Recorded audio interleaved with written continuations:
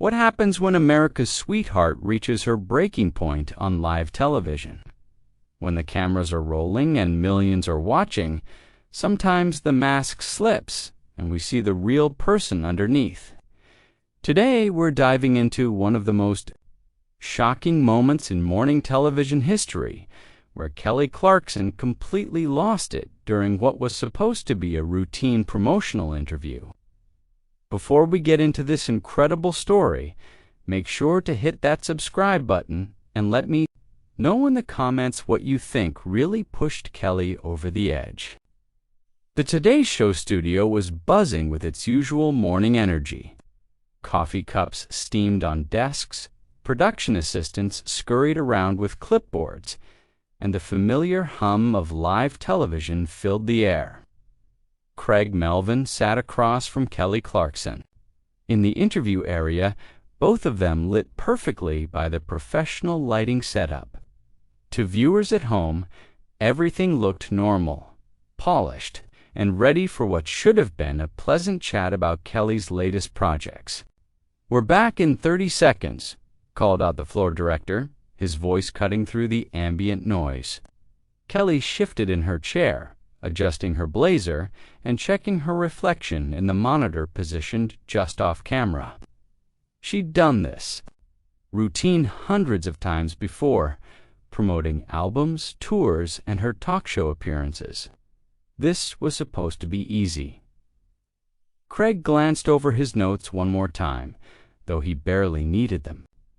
The interview was mapped out in his head, standard questions about her music, her personal life, maybe a funny anecdote or two to keep things light.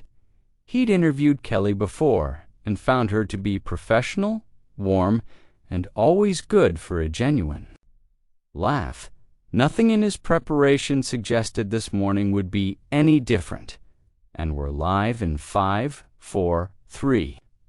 The floor director's countdown ended with silent finger points for 2 and 1. Welcome back to Today. I'm Craig Melvin, and I'm here with Grammy-winning superstar Kelly Clarkson. Creig began with his practiced television smile. "Kelly, thanks for being here this morning."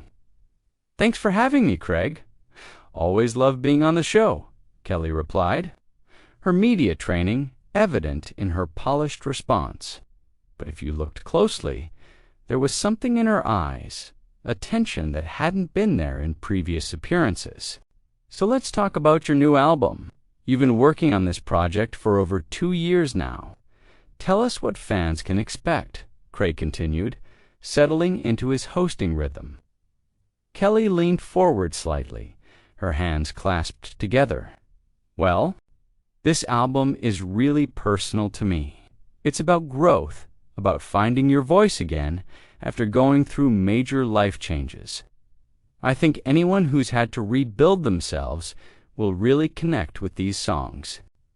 "Speaking of rebuilding," Creig said, consulting his notes, "you've been very open about your divorce proceedings. How has that experience influenced your music?" The question hung in the air for a moment longer than it should have. Kelly's smile faltered just slightly, but she recovered quickly. "You know, Creig, I've always been someone who processes life through music. When you go through difficult times, you either let them break you or you find a way to turn that pain into something meaningful, right? And I think that's what your fans love about you, that authenticity. But I have to ask, and I know this, might be sensitive, but there have been reports about the custody arrangements and some of the financial disputes. How do you balance being so open in your music while protecting your children's privacy?" Kelly's posture changed subtly. Her shoulders tensed, and she sat back in her chair. "Well, as I've said before, my kids are my priority. Everything I do is with them in mind." Creig nodded, but he wasn't done. "Of course, and I think everyone respects that. But when you're writing songs about, quote, learning to trust again, end quote, and dealing with, quote, lies and broken promises, end quote, Aren't you essentially giving us a window into what went wrong in your marriage? I think art has always been about taking personal experiences and making them universal, Kelly responded, her voice taking on a slightly sharper edge. That's what artists do.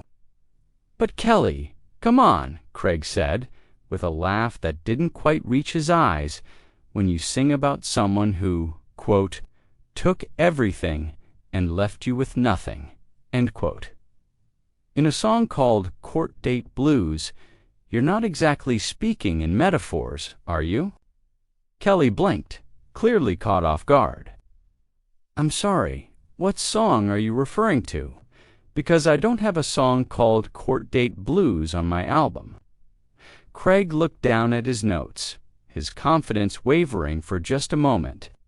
Well, according to our research team. Your research team got it wrong, Kelly interrupted, her voice now noticeably cooler.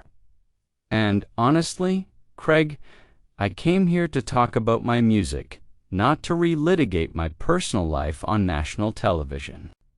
Of course, Creig said, trying to regain his footing. But you have to understand, your fans are curious. They care about you.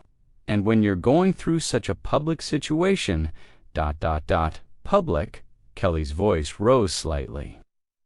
Creig, I've been as private as possible given the circumstances. I've never once publicly disparaged my ex-husband. I've never aired our dirty laundry in interviews. I've tried to handle this with as much dignity as I can muster. The energy in the studio had shifted completely. Camera operators glanced at each other nervously. The floor director stepped closer to the interview area, sensing something was about to go off the rails. Creig, perhaps sensing he was losing control of the interview, decided to double down. But Kelly, isn't it true that there were allegations of financial impropriety? Sources close to the situation have suggested. Stop. Kelly held up her hand, her eyes flashing with anger. Just stop right there, Creig. What sources? What allegations? Are you seriously going to sit there and repeat tabloid gossip as if it's fact? Well, these are reports from reputable entertainment journalists. Reputable. Kelly laughed, but there was no humor in it. Creig, do you have children? The question seemed to come out of nowhere, and Creig looked genuinely confused. I do, yes. Then you should understand that there are lines you don't cross. There are things you don't say about someone's family, about their children, based on what some unnamed source whispered to a blogger. The studio had gone completely quiet, except for the low hum of equipment. Even the production assistants had stopped moving, sensing they were witnessing something unprecedented. Creig tried to salvage the situation. Kelly, I think there's been a misunderstanding. I'm not trying to attack you or your family. I'm just asking the questions that I think our viewers, our viewers.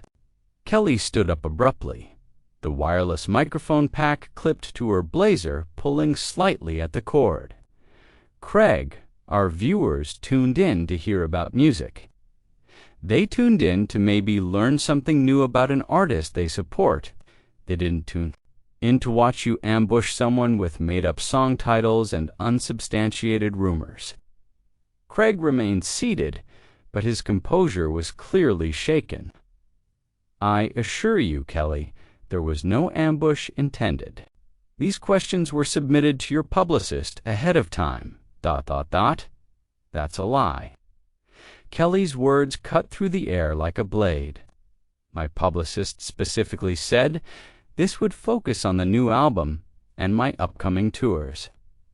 At no point did anyone mention that you'd be bringing up custody battles or financial disputes or whatever fiction your research team cobbled together from gossip sites.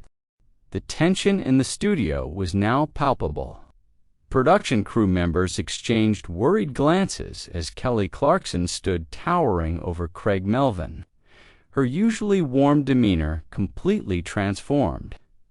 The morning show host shifted uncomfortably in his chair, realizing he had pushed one of America's most beloved entertainers past her breaking point. "Kelly, please, let's just take a breath here," Creig said, his voice taking on a placating tone that only seemed to fuel her anger further. "Don't you dare tell me to take a breath," Kelly shot back, her voice trembling with rage. "You sit there with your little note card of lies and then have the audacity to tell me to calm down when I call you out on it." Creig looked toward the control room, clearly hoping for some kind of intervention, but the red light on the camera remained steady. They were still live, broadcasting this meltdown to millions of viewers across the country. "Look, I think we should probably go to commercial," Creig suggested weakly. "Oh, no, no, no," Kelly said, raising her hand again. "You wanted to have this conversation on air, so let's have it. You want to talk about my divorce? Fine. Let's talk about how you just completely fabricated a song title, Court Date. Blues. Really, Creig? Did your research team just make that up on the spot, or did you come up with that little gem yourself?" Creig's face was flushing red now. "There may have been some confusion in our notes."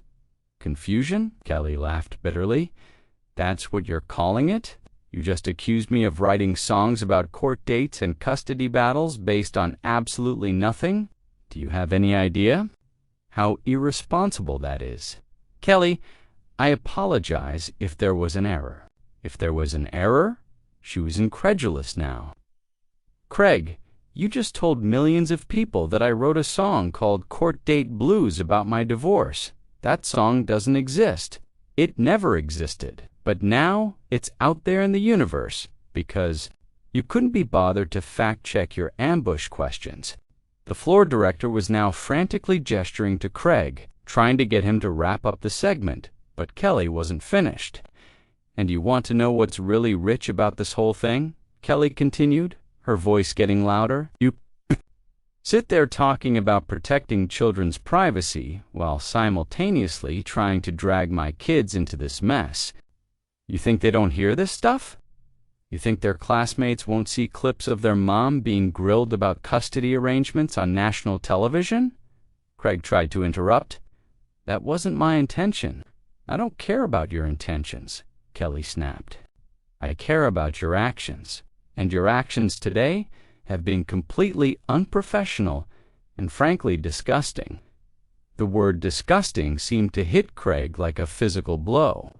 His media training was failing him completely as he struggled to find a response. "Kelly, I think you're overreacting." "Overreacting?" Kelly's voice reached a new octave. "Creig, are you married?" "Yes, I am." "Good for you. Now imagine your marriage falls apart. Imagine it's messy and painful and you're trying to keep your family together while lawyers and judges make decisions about your children's lives. Got that picture in your head?" Creig nodded reluctantly. "Now imagine you go on a talk show to promote a work project, something you've poured your heart into, and instead of talking about that, the host starts making up lies about songs you never wrote and asking you about financial disputes that may or may not exist. Still think I'm overreacting?" The studio had fallen into an eerie silence. Even the usual background noise of a television production had stopped. Everyone was frozen, watching this unprecedented moment unfold. Creig made another attempt to salvage the interview. "Kelly, I really do apologize. Perhaps we could start over and focus on the album." "Start over?" Kelly shook her head in disbelief. "Creig, you can't unsay what you just said. You can't take back the fact that you just made up a song title on live television and used it to try to humiliate me. Do you understand that? I wasn't trying to humiliate anyone." Then what were you trying to do? Kelly demanded. Because from where I'm standing, it looks like you decided to turn this into some kind of gotcha journalism moment at my expense. Creig looked desperately toward the control room again. We're going to take a quick commercial break, are we? Kelly asked sarcastically. Or are you just saying that because you've realized you've completely screwed this up and now you want to run away? I'm trying to be professional here, Kelly. Professional. Kelly's laugh was sharp and humorless. Creig, nothing about this has been professional. Professional would have been asking me about my new music. Professional would have been asking about my tour dates or my creative process. Professional would not have been ambushing me with made-up song titles and invasive questions about my personal life. Creig was sweating now, his carefully styled hair beginning to look disheveled under the studio lights. I understand you're upset. Upset doesn't begin to cover it, Kelly interrupted. I'm furious, I'm embarrassed, and I'm disappointed. I've been coming on this show for years, Creig. Years. I've always been professional, always been gracious, always given you good television. And this is how you repay that relationship. The betrayal in her voice was unmistakable, and for the first time since the confrontation began, Creig seemed to grasp the gravity of what he had done. Kelly, save it, she said, reaching for the microphone pack at her waist. I'm done with this interview. I'm done with this show, and I'm definitely done with you. As she began to unhook her microphone, Creig made a final, desperate attempt to maintain control of the situation. Kelly, please don't leave. We can fix this. We can have a productive conversation about your music. Kelly paused, her hand still on the microphone pack, and looked at Creig with an expression of pure incredulity. Fix this, she repeated slowly. Creig, you just spent the last 10 minutes trying to destroy my reputation on live television based on information your team apparently pulled out of thin air. How exactly do you propose to fix that? Creig had no answer. His mouth opened and closed soundlessly as he realized there was no coming back from this moment. That's what I thought, Kelly said quietly, but her words carried clearly through the now silent studio. You know what the really sad part is, Creig? I actually used to respect you. I thought you were one of the good ones in this business. Turns out, I was wrong about that too. The silence that followed Kelly's devastating words seemed to stretch on forever. Craig Melvin sat frozen in his chair, his face a mixture of shock and humiliation, while Kelly stood over him like a force of nature that had just torn through everything in its path. The red recording light on the camera continued to blink steadily, capturing every second of this career-defining moment for both of them. You know what, Creig? Kelly said, her voice now carrying a cold, calculated edge that was somehow more terrifying than her earlier outburst. Since you seem so interested in my personal life, let me share something really personal with you and your viewers. Creig looked up at her with genuine fear in his eyes, clearly bracing for whatever bombshell she was about to drop. When I was going through my divorce, when I was sitting in lawyers' offices and trying to explain to my children why their world was falling apart, do you know what kept me going? Kelly asked, her voice steady but filled with emotion. Kelly, you don't have to. I kept going because I believed that most people in this world are decent, she continued, ignoring his interruption. I believed that if I handled things with grace and dignity, if I focused on my work and my children and tried to heal privately, that people would respect that. I believed that the media, people like you, would understand that there are boundaries, that there are lines you don't cross. She paused, letting her words sink in before continuing. But you just proved me wrong, didn't you, Creig? You just showed me and everyone watching that some people will say anything, make up any story, hurt anyone just to get a reaction, just to create a moment. Creig tried once more to salvage something from the wreckage. Kelly, I never meant to hurt you. That was never the goal here. What was the goal then? Kelly asked, tilting her head slightly. Because from where I'm standing, it looks like you wanted to create drama. You wanted to see if you could make me crack. Well, congratulations, Creig. Mission accomplished. The floor director was now making increasingly frantic gestures toward the cameras, but the crew seemed transfixed by what they were witnessing. This wasn't just bad television. This was a cultural moment happening in real time. You want to know what's really ironic about all this? Kelly continued, her voice taking on an almost conversational tone that was more unsettling than her shouting had been. I actually was excited to come on today. I was looking forward to talking about my music, sharing some stories from the recording process, maybe even performing a song for your viewers. This album means everything to me, Creig. It's my way of turning the hardest period of my life into something beautiful, something that might help other people who are going through similar struggles. Creig's shoulders sagged as the full weight of what he had destroyed began to sink in. But instead of celebrating that, instead of giving your audience something uplifting and meaningful, you decided to turn this into an interrogation. You decided to make me the villain in some story you've concocted in your head, Kelly said, her voice growing stronger with each word. I don't think you're a villain, ... don't you?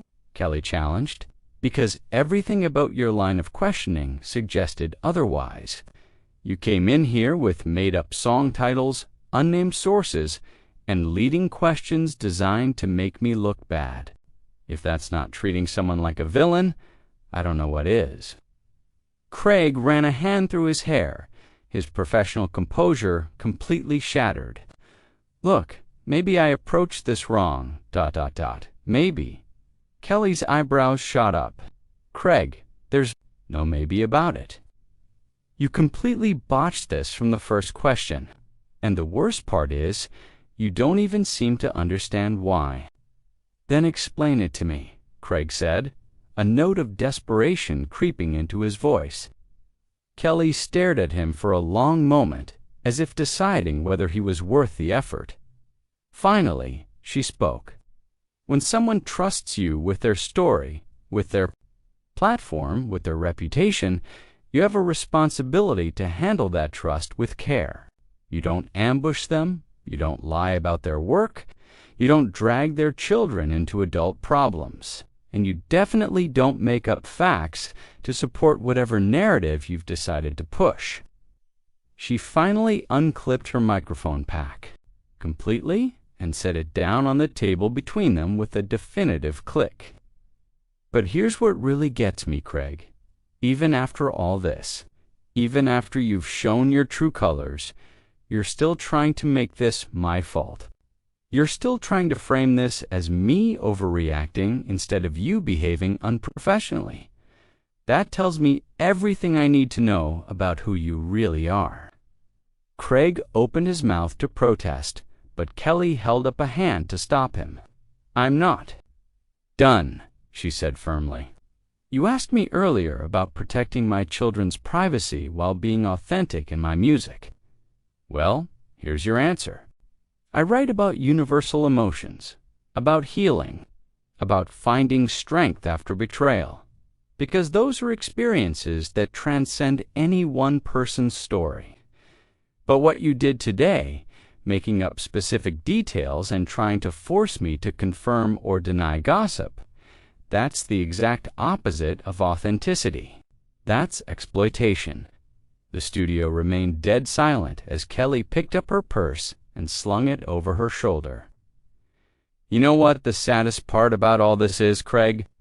I actually feel sorry for you, because somewhere along the way you forgot that the people you interview are human beings with real feelings, real families, and real lives that extend far beyond whatever entertainment value you think you can extract from them. She turned to face the cameras directly, addressing the viewers at home for the first time since the interview began. To everyone watching, I want you to know that my new album is something I'm incredibly proud of. It's honest, it's hopeful, and it's a testament to the fact that you can survive anything if you hold on to who you are at your core. I hope you'll give it a listen, not because of this circus, but because I believe it has something meaningful to offer. Then she turned back to Creig, who was staring at his hands, unable to meet her gaze. As for you, Creig, I hope you learned something from this. I hope you remember that behind every story, every headline, every interview, there's a real person who deserves to be treated with basic respect and dignity. Maybe next time you'll do better. With that, Kelly Clarkson walked off the Today Show set, leaving Craig Melvin sitting. Alone in the wreckage of what would undoubtedly go down as one of the most disastrous interviews in morning television history, the cameras continued to roll. As Creig sat in stunned silence, the weight of his professional humiliation settling over him like a heavy blanket, in the control room, producers scrambled to figure out how to salvage the remaining airtime, but the damage was already done. Kelly Clarkson had just delivered a masterclass in standing up for yourself, and Craig Melvin had provided an equally powerful demonstration of how quickly a career can be derailed by poor judgment and worse preparation. The aftermath of this confrontation would reverberate through the entertainment industry for months to come.